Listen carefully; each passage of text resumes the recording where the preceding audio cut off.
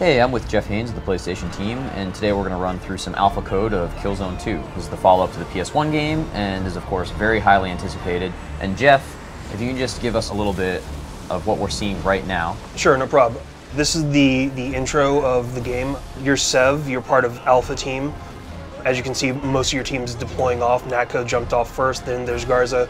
Rico just yelled at us, and we're pretty much into the game. It really happens that quick. This is an invasion force. They're going onto the beach, and they're trying to set up a beachhead and establish their own territory. Of course, it's a little bit hard because the Helghast know that everybody's coming, and they've got positions for ambushes and strikes. Right.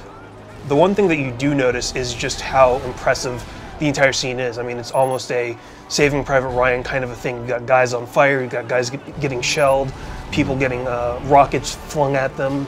It's really, really striking, especially just because of just the visuals that you see all around you. The effects look really busy. I mean, there's a lot of lens flare, there's a lot of light coming in. I noticed there's a lot of like smoke and blood that gets kicked up when you fire. Do you find yourself, being visually overwhelmed in some of these firefights? It seems to me like you might have trouble finding a target. And just the way Killzone has always been too, you move around a lot. Like your guy is not a stationary person, you know, like your reticule jiggles when you're aiming at people. Yeah, definitely. Have you gotten used to that? I mean, it does take a little getting used to. I mean, part of it is because the game really is very busy as far as just the number of visual effects, but it also makes the game a lot more realistic in some ways because you do have everything tracking particles and rendering them realistically. You know, it will track the lens flare from just moving through light areas to dark areas, and because a lot of the game also features natural, like realistic light sources from everything. I mean, everything from your guns to the lights on the Helgen helmets and everything else. Yeah. Everything's tracked realistically, so you've got a lot of different things that are trying to approximate reality. Actually, if you could just fire your gun up against one of the walls.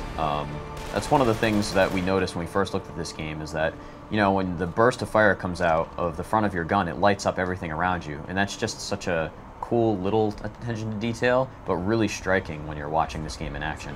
Yeah, actually, this is one of the last sections that I wanted to show within this first part, which is some of the ways that they're using the 6-axis control as soon as I finish clearing out some of these guys because they interrupt me. But one of the things that they decided to do is they wanted to add some different ways of using the 6-axis. So instead of just hitting a button, you're actually using the 6-axis to trigger things like gates or activate things like detonation timers or things like that. So there's a lot more manual interaction. Looks pretty intuitive. Doesn't look like you'd have to think about it too much either. You just turn the controller to turn the crank, right? So. Yeah, not at all. So yeah, let's leap to the next section.